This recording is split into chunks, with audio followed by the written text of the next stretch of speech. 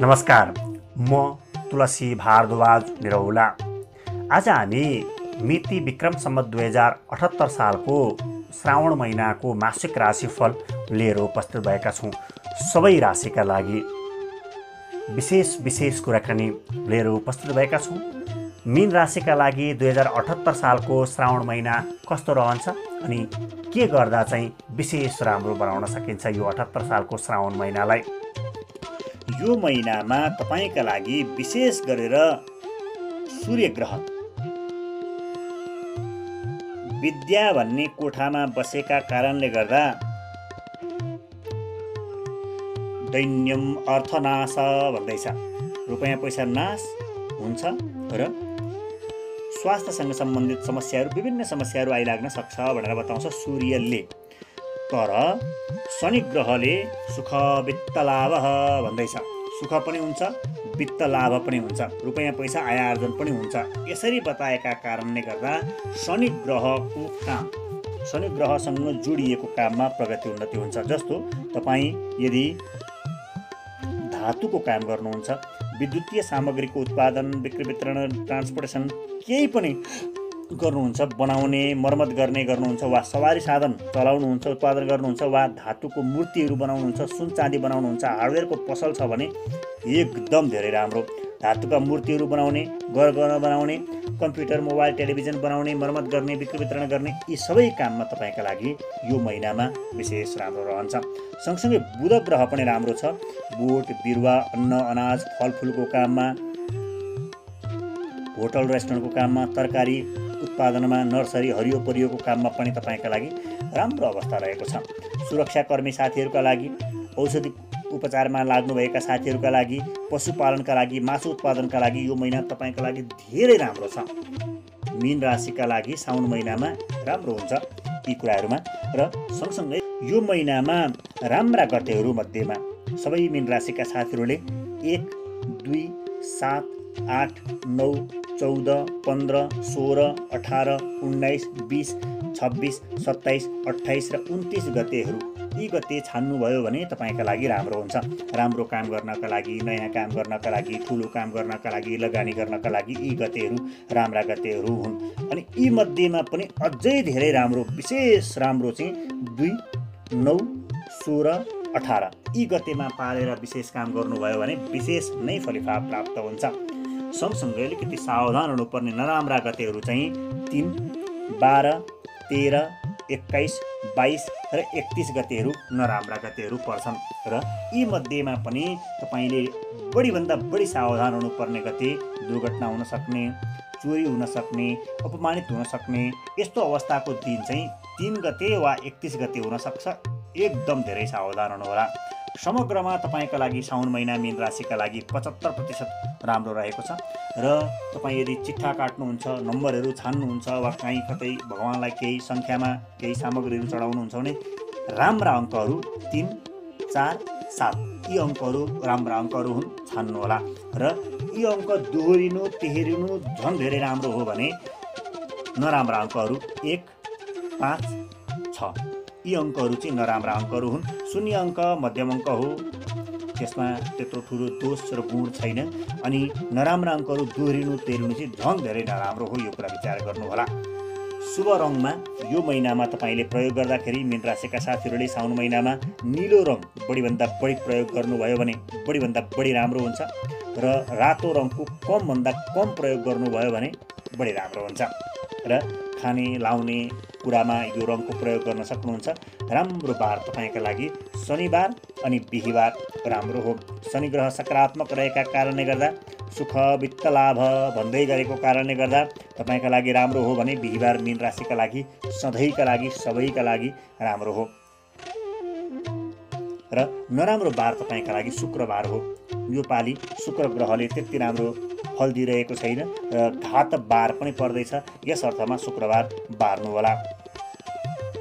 नयाँ काम, ठुलो काममा जोगिनु होला।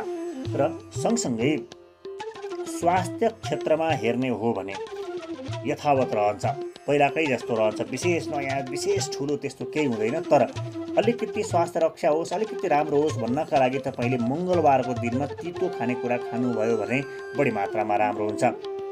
कुनै पनि तितो, मेथीको तितो, निमपत्ताको तितो, घिउकुमारीको तितो हुन्छ नि, तितो चिज कुनै पनि तरिकाले तपाईँले अलिअलि जिब्रोमा पार्नुभयो, खानुभयो भने बढी मात्रामा राम्रो रहन्छ। र सम्बन्धका दृष्टिकोणले हेर्ने हो भने प्राय सबै महिलाहरू तपाईँको आफन्त जस्तो, काम दिने जस्तो, सरसल्लाह लिनुपर्ने जस्तो हुन्छ। महिलासँग साथ सहयोग समर्थन वा सरसल्लाह लिनुहोला। र सँगसँगै प्रेम वा दाम्पत्य जीवनमा हेर्ने हो भने बिछोडको सम्भावना छ, सावधान हुनुहोला, बिग्रन सक्छ सम्बन्ध। अनि यात्राका क्रमलाई विचार गर्ने हो भने छोटा छोटा किसिमका यात्रा हुन्छन् अरे, धार्मिक किसिमको यात्रा हुन्छ अरे, मठ मन्दिरको यात्रा हुन्छ अरे, त्यसले राम्रो गर्छ अरे तपाईँका लागि। अनि शिक्षा क्षेत्रमा हेर्ने हो भने सहयोग मिल्नेछ, अरू कसैले तपाईँलाई सहयोग गर्नेछन्, सघाउनेछन् पढ्नमा। र सहयोगी लिँदै लिँदै पढ्नुभयो भने, एक्लै पढ्ने बानी छ भने पनि सहयोग लिँदै लिँदै पढ्नुभयो भने तपाईँका लागि यो महिनामा राम्रो हुन्छ। अझ धेरै राम्रो चाहिँ IT, information technology, computer science योसँग जोडिएको शिक्षा छ भने त यो महिनामा साँच्चै धेरै राम्रो हुन्छ। मीन राशिका साथीहरूलाई साउन महिनामा यो कुरा विचार गर्नुहोला। र प्रयास गर्ने कुरा, अलिक बढी प्रयास गर्नुपर्ने कुरा, अलिक सुन्ने बानी गर्नुहोला, अरूको सुझावलाई मनन गर्ने बानी गर्नुहोला। आफ्नो मात्रै दिएको त्यही गर्ने होइन, अरूको सुझावलाई पनि सुन्ने बानी गर्नुभयो भने राम्रो हुन्छ।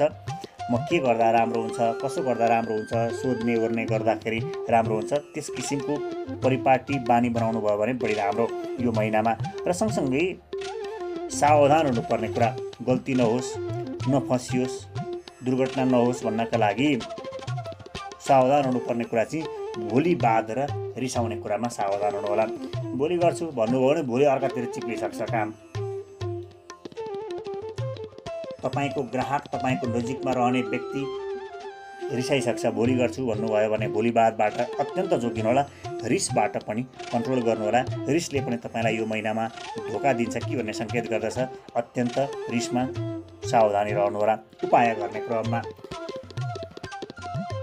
नराम्रो नहोस् हुनका लागि उपाय गर्ने क्रममा तपाईँले पशुको सेवा गर्नुहोला। पशु, पक्षी, किरा, फट्याङ्ग्रा, कमिला, उपियाँ हुन्छ नि, केलाई खानेकुरा खान दिनुहुन्छ तपाईँले। र त्यो गर्नुभयो भने नराम्रो हुँदैन। भाग्य चम्काउनका लागि तपाईँका लागि यो महिनामा दोहद विचार गर्नुहोला। हामीले हरेक दिनको दैनिक राशिफलमा दोहद राख्ने गरेको तुलसी गुरु नाम गरेको युट्युब च्यानलमा तपाईँले खोज्नुभयो भने आजको के खाएर यात्रामा निस्किने, भोलि के खाएर यात्रामा निस्किने हरेक दिन आउँछ, हेर्न सक्नुहुन्छ। सँगसँगै अधिकभन्दा अधिक अवसर प्राप्त होस्, म धेरै काम गर्न सकौँ भन्ने चाहनुहुन्छ भने तपाईँले यो महिनामा शनिको मन्त्र पढ्नुहोला। सुख, वित्त, लाभ, सुख पनि प्राप्त गर्नका लागि, वित्त लाभ पनि प्राप्त गर्नका लागि, रुपैयाँ पैसा पनि प्राप्त गर्नका लागि शनिको मन्त्र पढ्नुभयो भने शनि ग्रह खुसी भएर तपाईँलाई वार वार्ती दिनुहुनेछ। शनिको मन्त्र रहेको छ ओम शम शनिश्चराय नमः, ओम शम शनिश्चराय नमः। यो मन्त्रको उच्चारणले तपाईँलाई थप अवसर प्राप्त हुन्छ। थप अवसर प्राप्त भएपछि काम त तपाईँले आफै गर्नुपर्छ, अर्काले गर्दैन। त्यो परबाट ग्रहले गरिदिन्छ होला, त्यो परबाट अर्काले गरिदिन्छ होला। अर्काको भरमा पर्नुभयो मगन्ते सोच र आशे मानसिकताले जीवनमा कहीँ कतै पुर्याउनेवाला छैन। म आफै गर्छु, म स्वयं गर्छु मात्र। हे भगवान्, मलाई स्वास्थ्य रक्षा गराइदिनु होला, सम्बन्ध रक्षा गराइदिनु होला।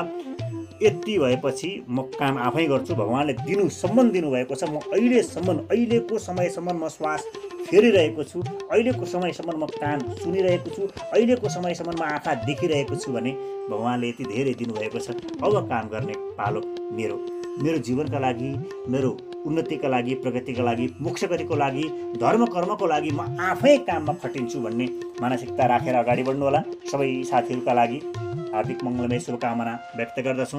यो रह्यो 2078 सालको श्रावण महिनाको मासिक राशिफल। हामीलाई सुन्नुहुन्छ, विचार गर्नुहुन्छ, कस्तो लाग्छ? तपाईँको सुझाव प्रतिक्रियाका आधारमा आगामी दिनका कार्यक्रमहरू निर्धारण गर्दै अगाडि बढ्नेछौँ। हामीलाई सुझाव प्रतिक्रिया दिन सक्नुहुन्छ, कमेन्ट लेख्न सक्नुहुन्छ। नेपालका विभिन्न 22 वटा FM स्टेसन, पत्रपत्रिकामा पनि प्रकाशित प्रसारित रहन्छन् हाम्रा राम्रा कुराहरू। ती माध्यमबाट पनि हेर्न सुन्न सक्नुहुनेछ।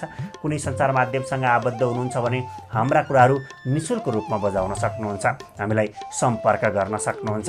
यति भन्दै आजलाई म तुलसी भारद्वाज निरौला बिदा माग्छु। सबैको जय होस्, सबैको उन्नति होस्, सबैको प्रगति होस् भन्ने कामनाका साथमा बिदा माग्छु। नमस्कार, शुभ दिन, जय होस्।